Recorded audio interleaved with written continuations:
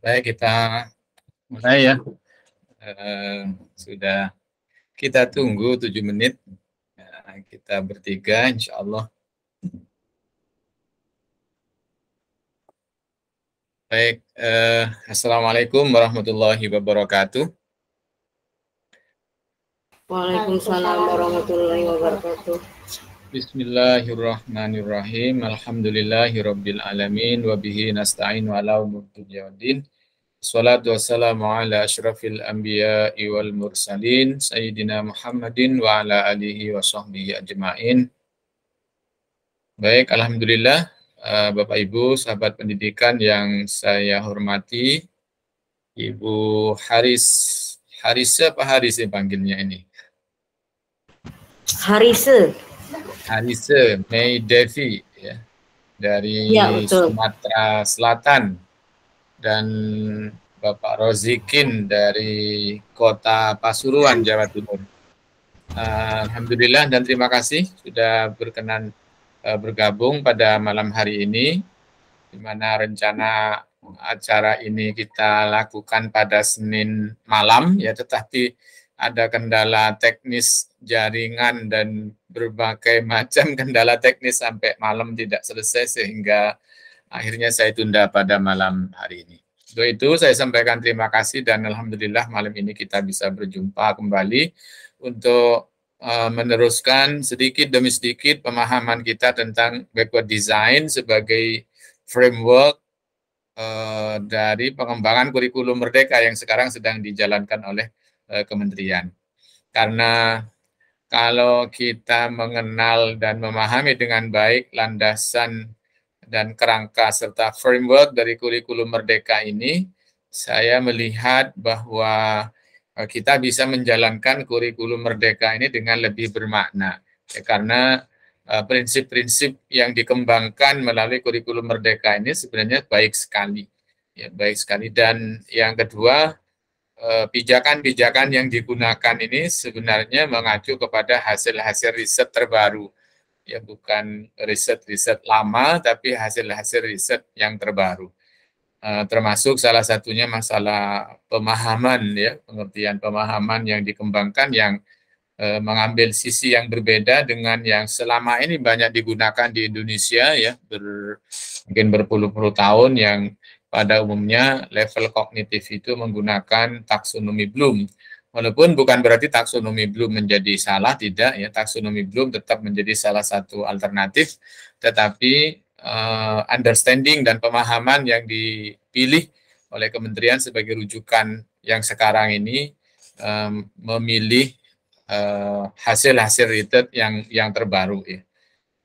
Nah, Bapak Ibu sekalian yang saya hormati, mohon izin saya lanjutkan ya. Di sesi ini saya mengulas sedikit tentang Identify Desire Research, bagaimana, karena ini memang inti daripada backward design, bagaimana kita menentukan capaian akhir ya, capaian akhir dari satu proses, di mana capaian akhir ini tentunya juga memiliki makna yang fleksibel dan luas ya. Hanya kalau di Indonesia capaian akhir dari seluruh proses pendidikan itu ya tujuan pendidikan nasional ya, tujuan pendidikan nasional. Kalau tujuan pendidikan nasional itu ditarik sedikit ya ke sini gitu, maka diringkas menjadi profil pelajar Pancasila gitu. Dan profil pelajar Pancasila ini kalau di breakdown ya ke bidang-bidang studi ya, atau tema-tema yang ada dalam setiap mata pelajaran, maka itu akan menjadi bagian-bagian dari tujuan-tujuan akhir ya, yang sangat penting untuk dipahami dan dikuasai oleh seorang guru, yang kita kenal dengan enduring understanding, bagaimana kita bisa berpegang teguh dan memegangi tujuan akhir itu yang berupa pemahaman-pemahaman yang mendalam dan berkepanjangan. Maksudnya pemahaman-pemahaman ini berumur panjang, manfaatnya itu berumur panjang. Selamat datang Pak Abzal Farid Al-Fahmi, kalau tidak salah ini dari Kabupaten Bangkalan ya. Ya, Ustaz. Soalnya dilihat dari ongkosnya itu kelihatan dari.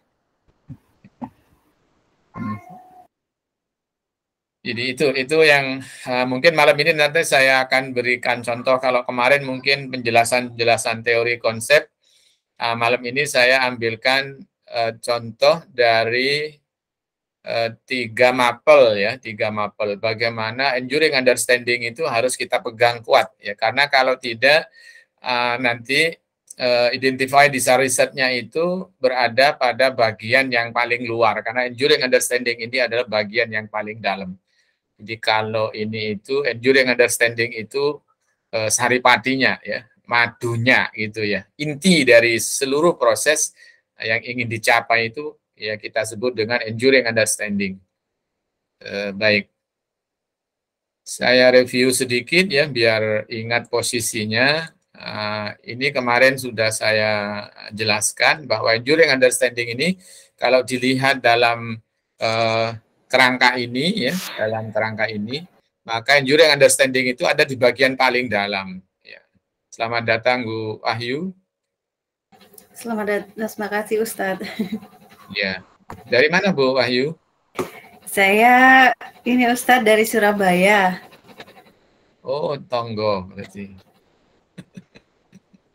Ya, jadi saya review sedikit. Jadi enduring understanding ini bagian yang paling dalam ya. Ini bagian intinya, bagian hatinya. Walaupun ketiga-tiganya ini merupakan bagian-bagian dalam menentukan design riset ya, dalam menentukan tujuan akhir. Ya.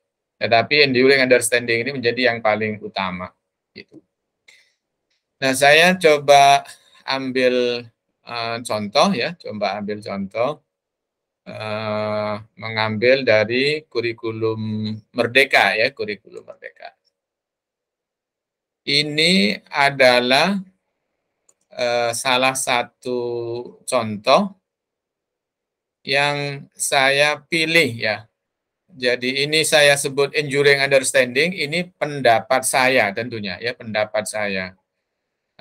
Tetapi isinya bukan karangan saya ya. Isinya ini bagian-bagian yang saya pilih dari substansi kurikulum Merdeka ya.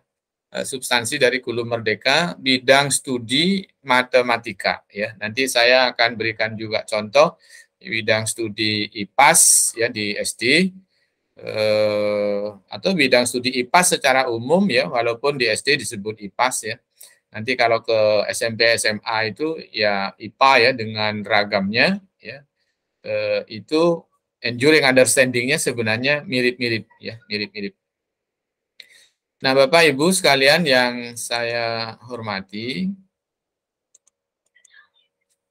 kalau kita mengajar matematik, seringkali yang terpikir oleh kita, oleh guru, itu adalah bagaimana murid kita menguasai materi. Ya, bagaimana menguasai materi. Materi matematika mulai dari bilangan, geometri, aljabar, ya, pengukuran, ya, terus aritmatika sosial biasanya ya.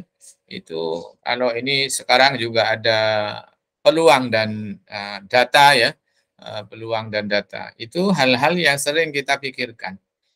Dan itu tidak salah sebenarnya ya. Itu juga boleh dan itu memang diperlukan. Tetapi memang belum cukup. Ya, belum cukup. Karena apa? Karena bisa jadi apa yang selama ini kita lakukan itu memang itu menjadi desired result ya, hasil yang kita inginkan. Tapi kalau saya kembalikan kepada skema yang tadi itu ya, skema yang tadi itu mungkin kita sekarang itu seringnya berada pada bagian yang pertama atau mungkin bagian yang kedua ini ya, di word being familiar with atau important to know and do. Ya, jadi ada di bagian hal-hal yang penting untuk diketahui dan dilakukan atau di hal-hal yang memang selayaknya gitu ya, hal-hal yang pantas, hal-hal yang selayaknya diketahui hal-hal yang selayaknya dipelajari gitu ya. What being familiar with, yaitu pantas atau hal-hal yang ya begitu ya. Tapi belum pada pemahaman yang mendalam dan berumur panjang ya, berkepanjangan. Bisa jadi kita selama ini masih berada pada bagian yang pertama dan bagian yang kedua. Dari mana argumentasinya saya mengatakan bagian pertama dan bagian kedua ya? Ya, yang pertama kalau kita lihat dari tes hasil PISA ya, hasil PISA atau TIMSS itu bidang sains matematik kita itu masih rendah ya, masih rendah. Padahal sains matematik itu memang indikator-indikator yang dikembangkan dalam asesmen itu adalah indikator-indikator yang memang dekat sekali ya, kepada aspek-aspek yang ada dalam enduring understanding ya. Jadi pemahaman-pemahaman yang memang mendalam ya, pemahaman-pemahaman yang sangat penting begitu ya. Kalau kita lihat sekitar 5 tahun lalu ya, kira-kira 5 tahun lalu saya pernah satu tim dengan beberapa orang para pemerhati pendidikan khususnya di bidang sains matematik ya. Waktu itu masih ada ujian nasional, mungkin lebih 5 tahun mungkin ya. Waktu itu masih ada ujian nasional. Lalu kami tim mencermati soal-soal yang digunakan dalam ujian nasional di tingkat sekolah menengah ya, di tingkat sekolah menengah. Kesimpulannya bahwa soal-soal yang kira-kira dekat dengan enduring understanding itu kira-kira itu sekitar 5-7% saja gitu ya. Yang sisanya itu ya mungkin yang levelnya to know to do ya, atau pada what being di sesuatu yang ya layaknya dipelajari dan diketahui gitu. Artinya memang selama ini proses pembelajaran di lingkungan Indonesia, di sekolah-sekolah di Indonesia pada umumnya memang masih belum cukup mendalam ya, belum cukup mendalam. Itu argumentasi mengapa saya mengatakan kemungkinan dugaan ya. Kenapa saya katakan dugaan? Karena belum diteliti lebih detail ya, tetapi dugaan saya berdasarkan fakta-fakta empirik yang ada itu kira-kira seperti itu.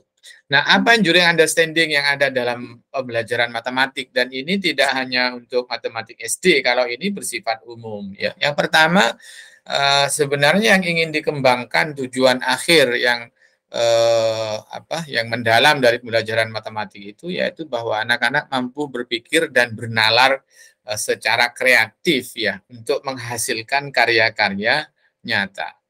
Begitu. Bapak Ibu yang saya hormati, tentunya proses pembelajaran matematik yang mampu membangun proses berpikir dan bernalar pasti sangatlah konsentrasi kepada keterampilan-keterampilan dalam prosesnya, ya, bukan berfokus kepada hasil akhirnya, walaupun hasil akhir tetap diperlukan.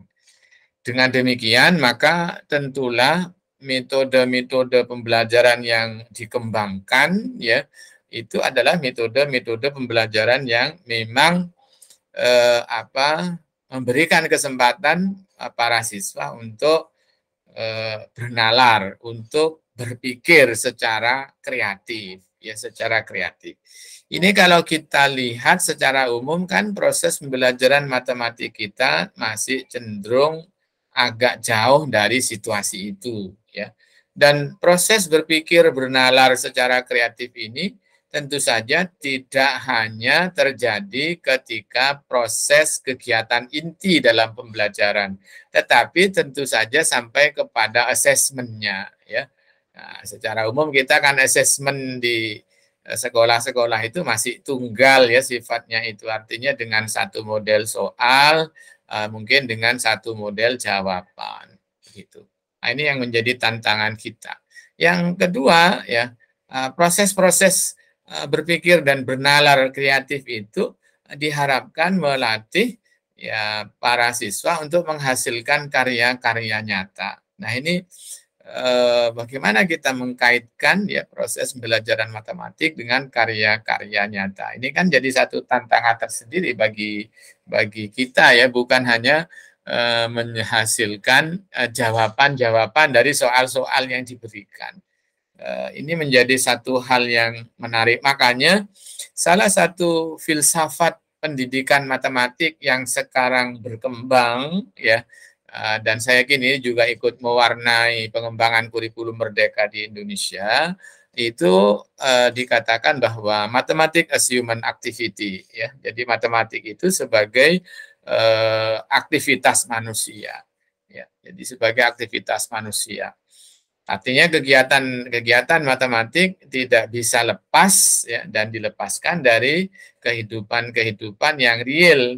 Walaupun dulunya matematik itu sebagian itu lahir dari hasil-hasil perenungan atau hasil-hasil berpikir ya, tanpa memikirkan hubungannya dengan kehidupan nyata. Tetapi belakangan para matematikawan ya menemukan kaidah-kaidah baru ya dalam pengembangan pembelajaran matematik, bahwa matematik sebagai bagian dari aktivitas manusia. Sehingga wajar kalau lalu tuntutan kemampuan di dalam enduring understanding di dalam pembelajaran matematik itu ya, kemampuan bernalar berpikir secara kreatif itu tidak hanya sampai kreatif saja, tapi ya sampai menghasilkan karya nyata ya, karya nyata. Nah, tentunya karya nyata yang dimaksud dalam proses pembelajaran itu bisa bertingkat ya, bisa bermacam-macam.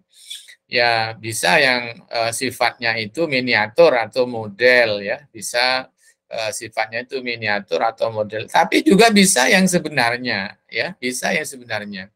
Taruhlah misalnya di satu SD negeri ya, di satu daerah tertentu itu dia mengkaitkan aritmatika sosial jual beli itu ya dengan konteks kehidupan masyarakat, di mana di situ daerah yang menghasilkan telur bebek ya, telur bebek. Lalu tema jual beli itu dihadapkan ya, dirumuskan satu masalah bahwa telur bebek ini kalau langsung dijual itu bisa murah ya, harganya murah. Lalu dikaitkan ya nanti di bagian berikutnya, lalu dikaitkan dengan kemampuan dan kreativitas anak, bagaimana lalu menyelesaikan masalah ini. Ini nanti kaitannya sama yang keempat ya, mampu menyelesaikan masalah agar harganya tidak murah terus ya. Lalu dikembangkanlah telur itu menjadi telur asin ya, telur asin, sehingga harganya menjadi lebih mahal ya. Maka belajar tentang jual beli, untung rugi, modal, di situ memiliki konteks yang bisa dirasakan betul bahwa belajar matematik ini ternyata juga bisa menghasilkan karya nyata. Walaupun tentunya karyanya ini bukan murni karya murid ini ya, tetapi tentunya bersama-sama dengan ekosistem namanya ya, bersama-sama dengan ekosistem belajar yang memang dikembangkan oleh sekolah. Dengan demikian, Bapak Ibu sekalian, saya meyakini anak yang belajar dengan cara seperti itu, dia akan mendapatkan pemahaman yang mendalam dan bisa merasakan bagaimana matematik ini memang menghasilkan karya nyata dan mampu menyelesaikan masalah-masalah dalam kehidupan sehari-hari. Ya, dan secara ini ya, secara kebetulan ya, mungkin tidak kebetulan ya, dari hasil dari kerjasama sekolah dengan ekosistem dan komunitas ini menjadikan industri telur asin itu menjadi meningkat ya, menjadi meningkat, yang akhirnya dapat meningkatkan pendapatan masyarakat sekitar, dan masalah yang bisa diselesaikan adalah harga telur mentah yang dijual murah, yang akhirnya harga telurnya menjadi naik. Nah, kalau seorang guru memiliki enduring understanding yang baik ya, maka situasi semacam ini bisa langsung dikaitkan dengan situasi nyata yang sedang dihadapi bangsa Indonesia sekarang, di mana bangsa Indonesia ini memiliki berbagai macam sumber daya alam, tetapi sumber daya alam yang melimpah ini belum berhasil menjadikan masyarakat dan bangsa Indonesia adalah bangsa yang sejahtera. Belum berhasil untuk mewujudkan cita-cita kemerdekaan gitu kan menjadi jauh sekali ya. Ini nanti kaitannya sama yang nomor 5. Ini kaitannya sama yang nomor 5. Itu Bapak Ibu sekalian ya. Yang menjadi salah satu ilustrasi ya bagaimana pembelajaran itu enduring understanding itu tujuan akhir itu memang harus dikelola dengan baik. Yang kedua, di sini mampu memperoleh, mengelola, dan memanfaatkan informasi ya untuk bertahan hidup ini. Bertahan hidup. Nah, Bapak Ibu, seperti tadi itu, saya masih fokus aja di satu contoh itu. Tentunya anak-anak dalam hal ini harus melakukan eksplorasi lingkungan sosial ya. Harus melakukan eksplorasi lingkungan sosial ya. Kebetulan ini kan masalah aktivitas ekonomi ya. Jadi masalah aktivitas ekonomi. Mungkin nanti yang dieksplorasi bisa masalah-masalah di bidang lain ya. Sehingga ini yang perlu dirancang ya oleh sekolah-sekolah yang ada sekarang ini, bagaimana lalu enduring understanding ini ya dirancang dan dipegangi gitu oleh para pimpinan sekolah, khususnya ketika para gurunya akan mengajar ya, tidak terjebak oleh penguasaan topik materi, tapi kembali kepada enduring understanding, hal yang paling penting akan dicapai ya. Karena apalagi dengan kurikulum merdeka ini kan sekolah tidak wajib menghabiskan materi ya toh, tidak wajib menghabiskan materi, tetapi kompetensi yang harusnya bisa dicapai, dan bagaimana kompetensi itu mampu digunakan untuk menyelesaikan masalah-masalah nyata. Kompetensi yang diharapkan itu bukan hanya mampu menyelesaikan soal-soal yang diberikan guru ya, tetapi mampu menyelesaikan soal-soal dan problem-problem nyata gitu. Nah, tentu saja yang ketiga, kalau seseorang telah belajar matematika dengan tumbuhnya kemampuan berpikir bernalar kreatif yang menghasilkan sesuatu,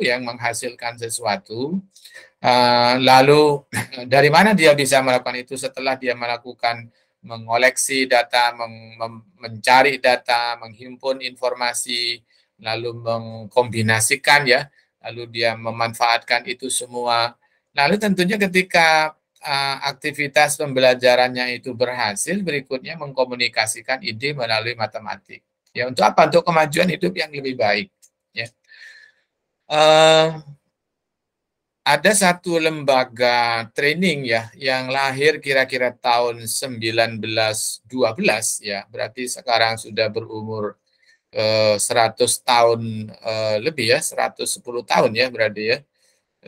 Sekitar 110 tahun, itu dulu berangkat dari lembaga training yang fokus kepada pengembangan kemampuan komunikasi ya, komunikasi, karena ditengarai pada tahun itu banyak manajer-manajer perusahaan itu kurang bisa berkomunikasi ketika rapat dengan pemegang saham, ketika harus presentasi kepada rekanan ya, termasuk ketika melakukan penjualan ya, kegiatan-kegiatan marketing itu dirasakan.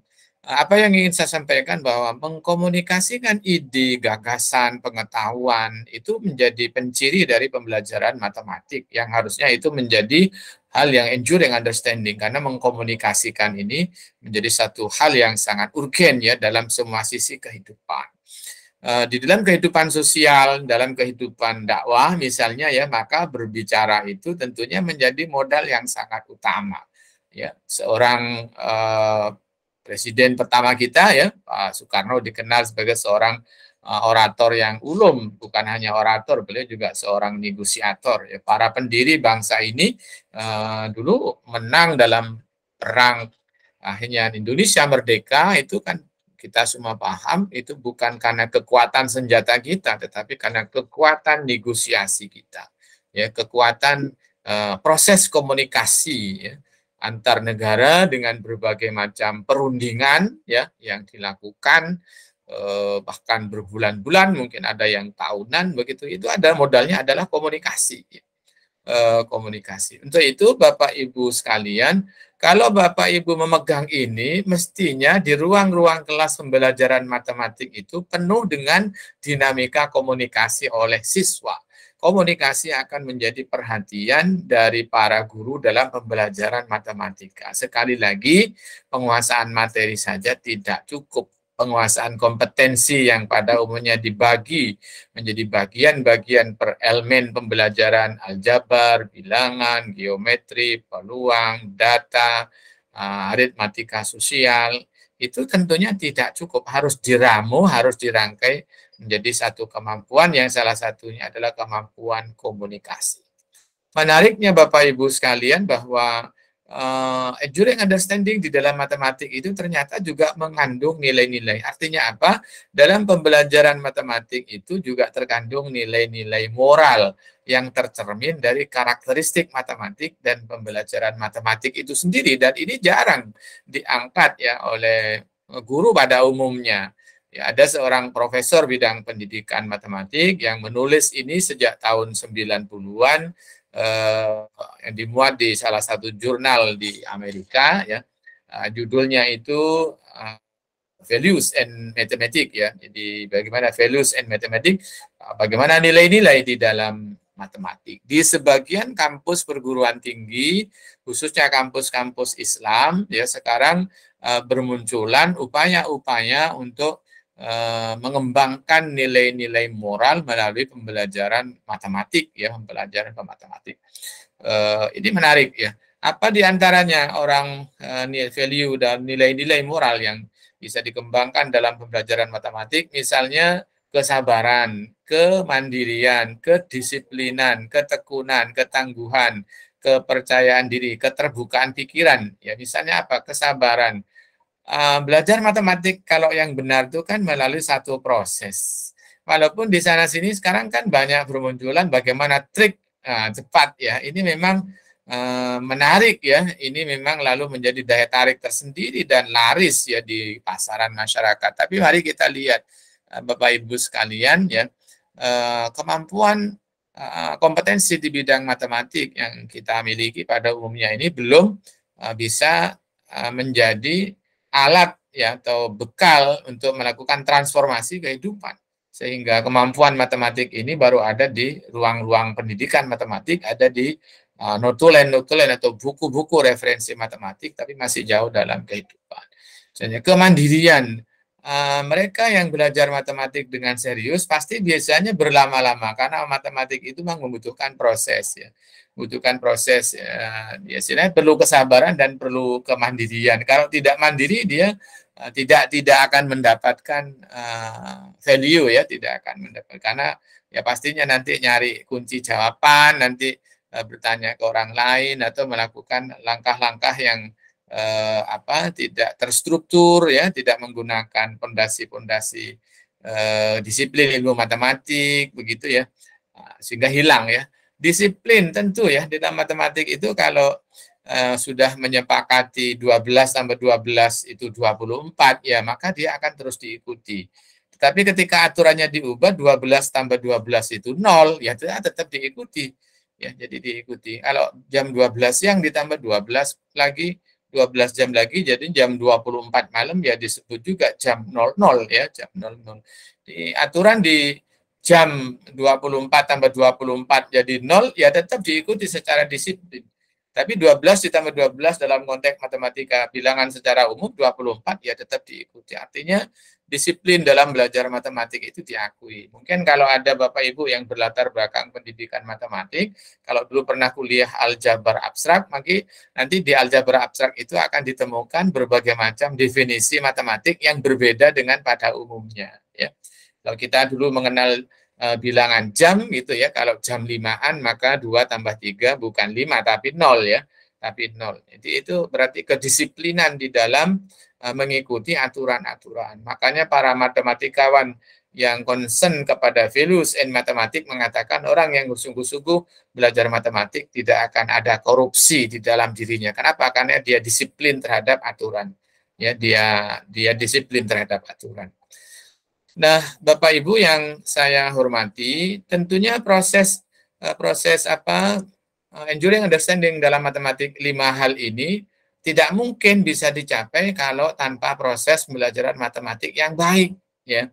Untuk itu proses-proses pembelajaran matematik itu haruslah memperhatikan prinsip-prinsip seperti ini, ada 5 ini.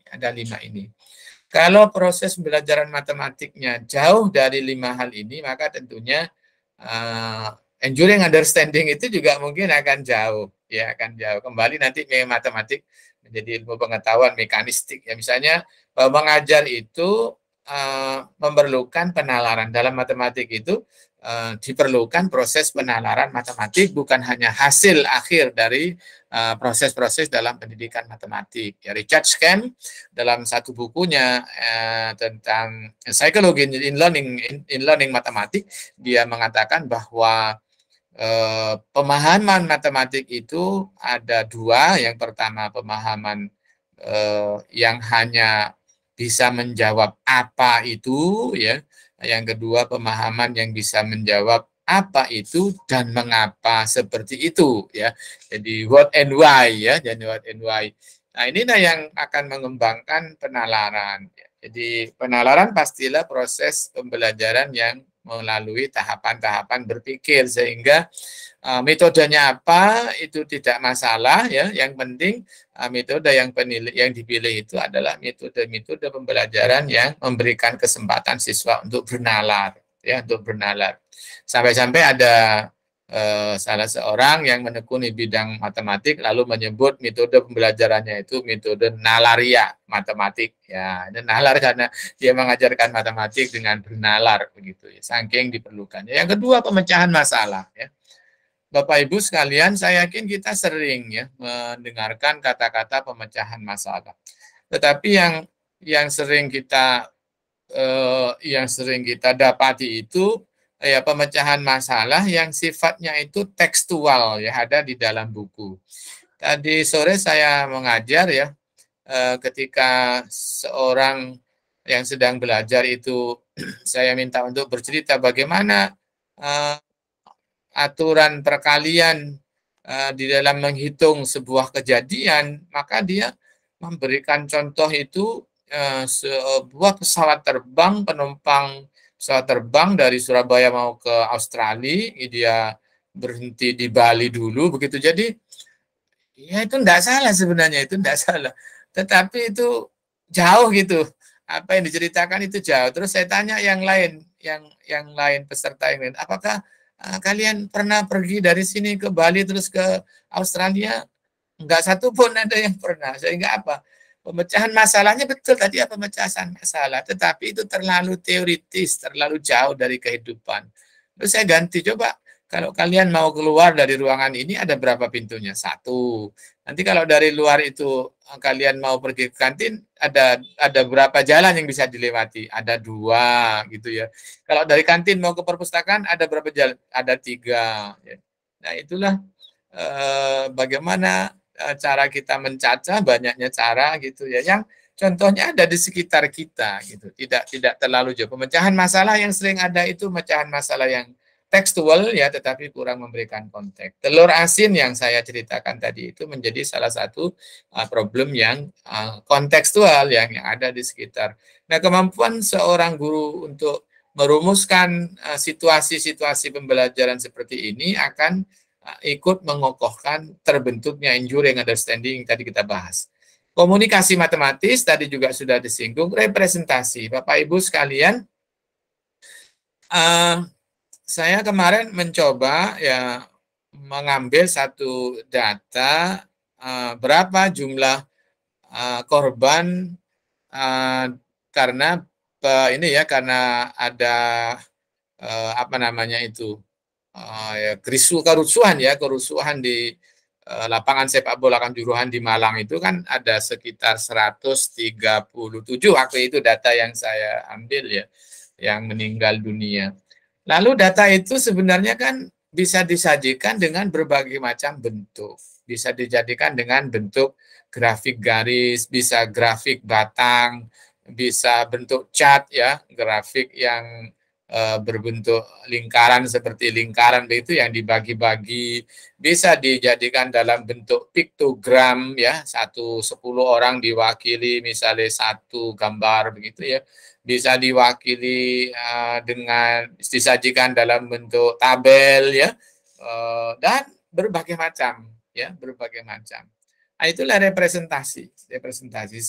Apa pentingnya representasi yang beragam?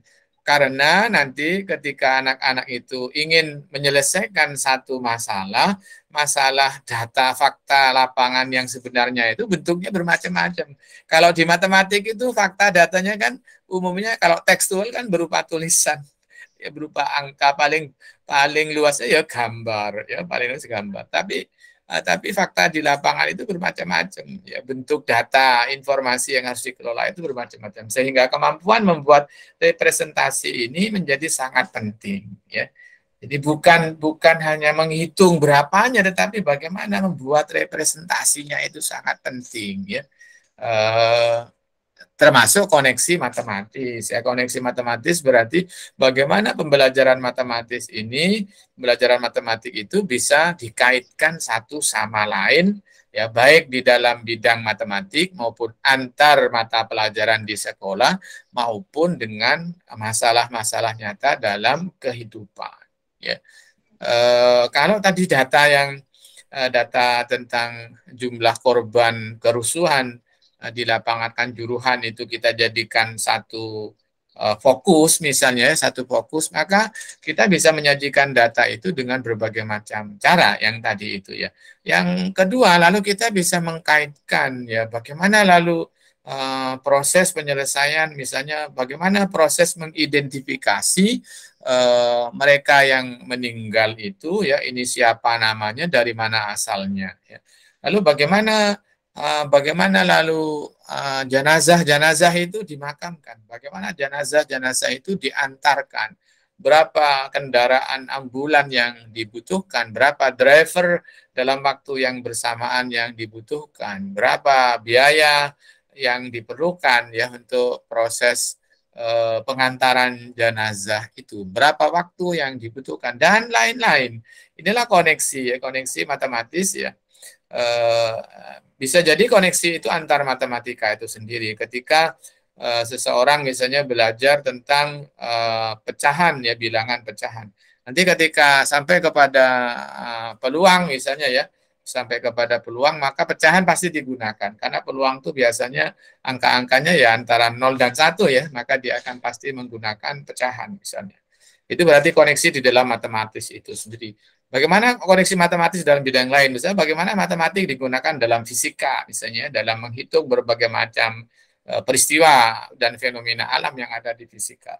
Bagaimana lalu misalnya matematik digunakan dalam kimia ya, misalnya dalam peluruhan dan reaksi-reaksi kimia yang membutuhkan ukuran-ukuran berapa mol, berapa gram. Itu tentunya menjadi koneksi matematis dengan bidang studi lain, dan itu jarang kita lakukan. Padahal dalam kehidupan ini peristiwa, fakta, dan satu keadaan ini tidak terpisah sendiri-sendiri ya, tidak terpisah sendiri. Kehidupan ini menyatu, tapi ilmu yang kita pelajari kan sendiri-sendiri. Maka diperlukan koneksi namanya. Nah, Bapak Ibu sekalian, itulah contoh bagaimana kita melihat enduring understanding di pembelajaran matematik ya, dan bagaimana proses-proses yang mendukung yang harus dikawal seharusnya dalam proses belajaran matematik ya. Saya tambah sedikit nanti kalau mau ada tanya jawab di bidang sains ya, di bidang IPA. Inilah enduring understanding di bidang IPA, IPAS atau IPA ya. Ini bisa IPA saja, bisa IPAS. Ini secara umum sama. Ya, pertama apa? Menumbuhkan keingintahuan terhadap fenomena alam dan sosial dengan melakukan identifikasi masalah, mencari solusi demi pembangunan yang berkelanjutan. Bapak Ibu, yang kedua, melatih sikap ingin tahu yang tinggi, berpikir kritis, analitis, dan kemampuan mengambil kesimpulan yang tepat untuk menghasilkan kebijaksanaan yang memadai ya, kebijaksanaan yang memadai, mampu menggali dan memanfaatkan kekayaan dan kearifan lokal untuk menyelesaikan masalah dalam kehidupan. Ya, berapa besar kompetensi yang diperoleh melalui IPA atau IPAS itu dapat dimanfaatkan secara nyata dalam menghasilkan karya nyata dan menyelesaikan berbagai masalah dalam kehidupan. Kalau kita cermati apa yang menjadi enduring understanding di IPA, IPAS dengan di matematik itu 80% bahkan mungkin 90% sama, yaitu bagaimana kompetensi anak dalam menyelesaikan masalah, bagaimana anak bisa menginventarisir berbagai macam potensi alam dan sosial untuk menghasilkan karya-karya nyata. Bapak Ibu, sudah hampir 100 tahun Indonesia merdeka, kita belum satu pun ada di antara warga negara Indonesia yang misalnya mendapatkan hadiah Nobel misalnya, ya, kita masih belum. Pak Habibie dulu sudah luar biasa ya menghasilkan karya tentang pesawat terbang, tetapi karya-karyanya ini walaupun sudah dipatenkan tapi belum cukup untuk diangkat menjadi seseorang yang layak mendapatkan hadiah Nobel. Ada tentu saja pikiran-pikiran besar ini tidak bisa kecuali kita memulai dari proses-proses yang kita lakukan dalam berbagai macam kegiatan sehari-hari. Kalau kita lihat, coba kita cermati, hampir sama dengan apa yang ada di dalam proses pembelajaran matematik. Ya, demikian juga proses-proses apa yang harusnya dilakukan itu ya hampir sama, ya, mirip-mirip. Itu mengamati, mempertanyakan, memprediksi, merencanakan, melakukan penelitian, menganalisis, ya, mengevaluasi, refleksi, mengkomunikasikan, ya. Mengkomunikasikan selalu muncul di dalam matematik, di dalam IPA, IPAS. Nah, Bapak Ibu sekalian, artinya apa? Artinya sebenarnya proses pendidikan itu pada akhirnya memang bertujuan untuk menyelesaikan masalah-masalah nyata atau menghasilkan karya-karya baru. Sehingga Bapak Ibu sekalian, enduring understanding proses pendidikan yang harusnya kita lakukan itu fokus di situ. Para kepala sekolah, para pengelola yayasan hendaknya, kalau menurut saya, fokus ya kalau ngecek kegiatan dan kualitas sekolah itu, apa karya nyata yang dihasilkan, ya, dan apa hal-hal yang nyata yang bisa diselesaikan. Satu sekolah melakukan memiliki problem di daerahnya itu, yaitu banyaknya anak-anak yang sering sakit tenggorokan, ya, sering sakit tenggorokan. Ketika diamati, ya, ini kemampuan mengelola data, menggali data, ya, lalu menganalisis data. Ketika dicermati, ya, ternyata salah satu dugaan penyebabnya, yaitu anak-anak itu sering mengkonsumsi makanan-makanan yang ada monosodium glutamatnya, ya, ada MSG-nya, ya, ada MSG-nya, ada micinnya bahasa tradisionalnya. Yang makanan-makanan yang rasa enaknya menyengat itu, ya, itu ternyata kan sebagian itu mudah mengganggu tenggorokan. Ini ada satu problem. Lalu apa yang dilakukan? Ini contoh bagaimana kompetensi dan proses pembelajaran itu diaplikasikan, digunakan. Kalau di sini seberapa besar bisa dimanfaatkan untuk menyelesaikan. Lalu kondisi itu dirubah, ya, oleh sekolah dengan cara apa? Dengan cara bekerja sama dengan sejumlah wali murid yang menyediakan kue-kue yang dibuat sendiri, ya, oleh masyarakat sekitar yang sudah disepakati standar kesehatannya dan termasuk juga biayanya yang tidak terlalu mahal sehingga harga kue-kue ini bersaing, dan tetapi dari sisi kesehatan dia terjaga, dan dari sisi sektor ekonomi telah menghidupkan kembali nilai-nilai ekonomi masyarakat yang ada di sekitar, begitu. Nah, Bapak Ibu, kalau misalnya fenomena tenggorokan sakit itu kita pandang sebagai fenomena alam, ya, fenomena IPA, IPAS, begitu, ya, termasuk lalu kue-kuenya itu kan fenomena alam dan fenomena sosial, lalu kita angkat menjadi salah satu fokus pembelajaran yang akan dicapai, lalu murid-murid kita berikan pengalaman seperti itu, Kalau pengalaman-pengalaman seperti itu berhasil dan nyata, lalu diulang berkali-kali selama anak kita itu belajar di sekolah, saya yakin yang pertama nanti akan menimbulkan kepekaan, ya. Jadi anak-anak kita itu akan peka melihat fenomena alam. Yang kedua, menimbulkan kreativitas untuk mencarikan alternatif solusi. Yang ketiga, akan alternatif solusi-solusi itu salah satunya nanti akan menghasilkan karya-karya baru, ya, karya-karya baru. Dan inilah yang akan mendukung, ya, keberlangsungan dan kesejahteraan hidup manusia ke depan, begitu. Ini adalah fenomena, ya, proses pembelajaran yang sekarang sudah mulai banyak digemari, ya, oleh beberapa lembaga pendidikan, khususnya lembaga-lembaga pendidikan yang memang concern kepada kualitas capaian-capaian yang enduring, ya, yang substansi, yang pokok, bukan hanya sebatas penguasaan materi. Bapak Ibu sekalian yang saya hormati dan sahabat pendidikan yang saya hormati, yang ketiga saya ambilkan contoh dari bahasa Indonesia, ya.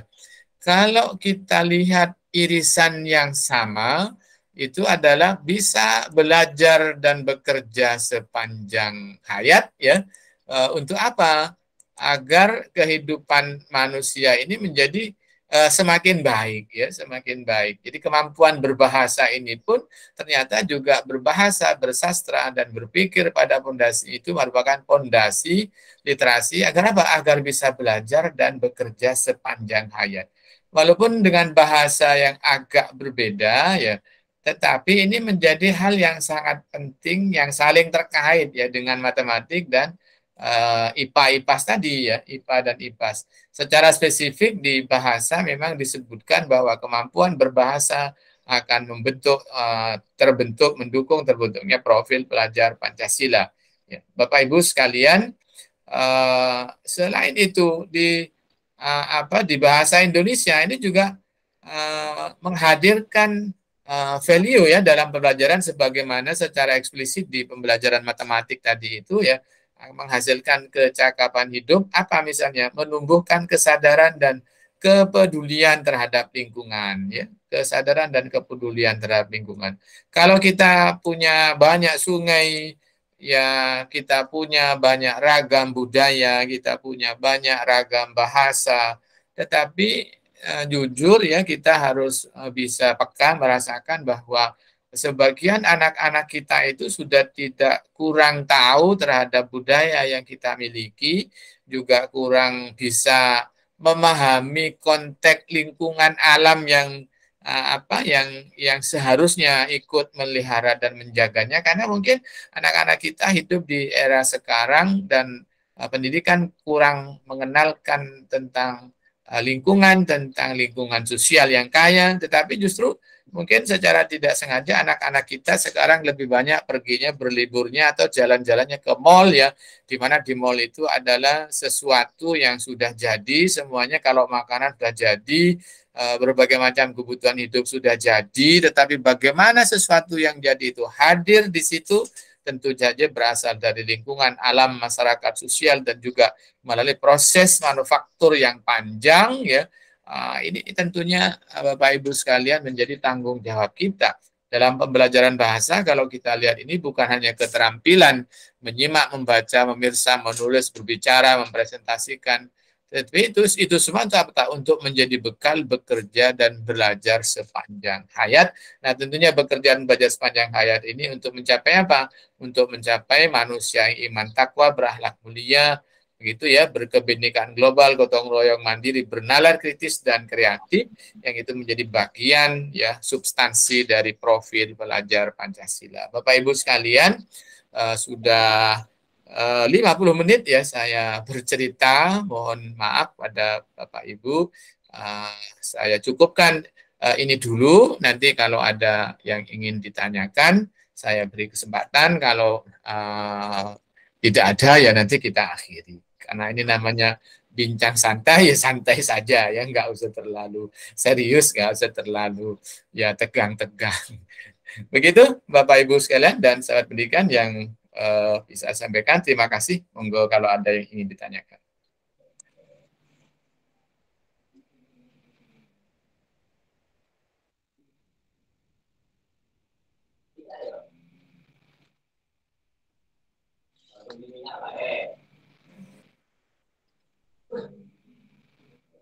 Oh iya, silakan. Siapa?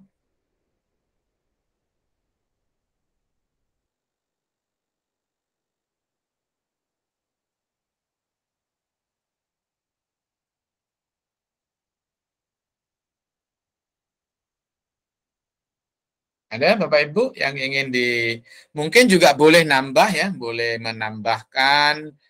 Saya yakin ada di antara Bapak Ibu yang mungkin guru penggerak, kepala sekolah penggerak, mungkin juga fasilitator, mungkin juga pelatih ahli, mungkin juga pengajar praktik dan lain-lain, ya bahkan bisa jadi yang mendesain kurikulum. Ya, saya silakan.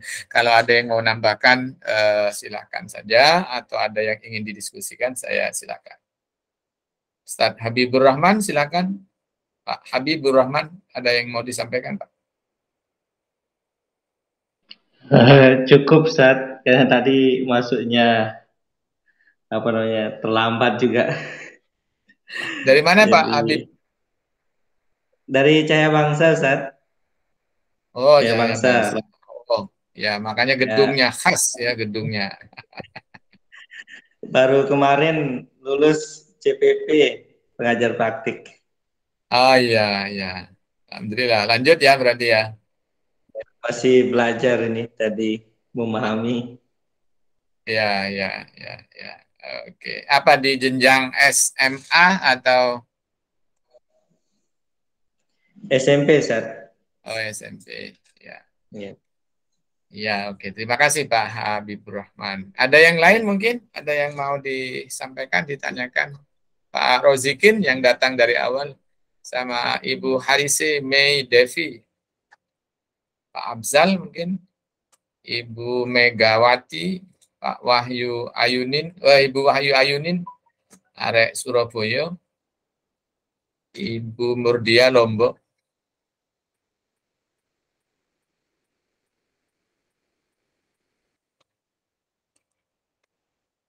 Oke, baik Bapak Ibu, kalau tidak ada atau belum ada yang ingin didiskusikan, ya sekarang tepat pukul 20.30 ya, jadi 1 jam. Sekarang butuh berapa? Oh, ini ada di kolom chat ya. Dengan adanya AKM sekarang, butuh berapa lama Indonesia bisa meningkatkan literasi? Ya. Terima kasih Bu Wahyu ya. Kalau saya yang pertama saya apresiasi dulu kepada kementerian ya yang telah menghapus UNAS ya, yang telah menghapus UNAS lalu memberikan kesempatan yang seluas-luasnya kepada sekolah melalui para guru ya untuk melakukan berbagai macam aktivitas pembelajaran termasuk berbagai macam kegiatan proyek dan asesmen yang sesuai ya, yang sesuai dengan capaian yang ingin diraih, yang ingin dipenuhi ya, dengan capaian yang ingin dicapai. Nah, namun begini tantangannya sekarang, walaupun asesmennya itu sudah modelnya seperti yang sekarang sedang kita jalani, yang perlu kita cermati adalah seberapa kualitas soal yang digunakan dalam asesmen tersebut. Gitu ya. Saya pernah mencermati, kalau dikatakan meneliti mungkin kurang lengkap ya prosesnya, tapi mencermati ya sejumlah soal AKM yang berkembang di masyarakat, yang sebagian itu dinotifikasi dari AKM yang sudah berjalan di bidang literasi termasuk numerasi, itu memang kualitas soalnya sebenarnya masih bisa ditingkatkan kalau kita akan berbicara literasi dalam konteks persaingan dan kompetisi serta kesetaraan dengan bangsa-bangsa lain ya.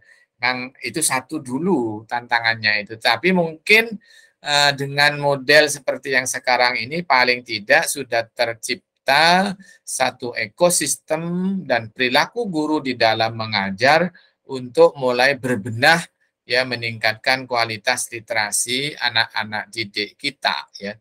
Nah, tentu saja butuh waktu berapa lama? Ya, sangat bergantung kepada kualitas soal dan intensitas para guru dalam mengembangkan ini. Tapi saya yakin ya, kalau ini berjalan baik, biasanya siklus 3 tahun itu sudah bisa dilihat perkembangannya. Kurikulum 2013 dulu itu sudah bisa dilihat hasilnya setelah 3 tahun ya, kalau tidak salah itu ya setelah 3 tahun maka hasil PISA di bidang IPA itu meningkat beberapa poin. Itu dampak dari implementasi pembelajaran kurikulum 2013 yang menggunakan pendekatan saintifik. Ya, begitu ya, Ibu Wahyu. Walaupun Ibu Wahyunya ini sepertinya lepas ketika jawabannya sudah mau selesai. Baik, ada lagi Bapak Ibu yang ingin ditanyakan atau yang ingin disampaikan? Baik, kalau tidak ada, ya, terima kasih semuanya yang telah hadir berpartisipasi. Jika ingin mengulang penjelasan yang saya sampaikan, nanti hasil rekaman ini akan saya, terima kasih Ustadz jawabannya, berarti masih ada ya?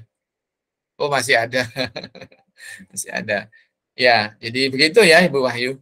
Jadi Bapak Ibu sekalian, sahabat pendidikan yang saya hormati, nanti hasil rekaman dari penjelasan dan diskusi malam ini akan saya upload, ya akan saya publish di channel YouTube dan nanti linknya bisa akan saya share di grup. Atau nanti kalau sudah sering mengunjungi channel YouTube yang ada, tentunya nanti akan semakin kenal. Kita akhiri dengan membaca hamdalah. Alhamdulillahirabbil alamin. Mohon maaf kalau ada yang kurang berkenan. Wallahul muwaffiq ila aqwamit thoriq. Wassalamualaikum warahmatullahi wabarakatuh. Waalaikumsalam warahmatullahi Istirahat wabarakatuh. pada Bapak Ibu sekalian dan semoga sehat selalu. Dipersilakan jika akan meninggalkan Google Meet dan saya juga mohon izin untuk off. Jazakallah, Ustaz. Sama-sama Pak Habibur Rahman.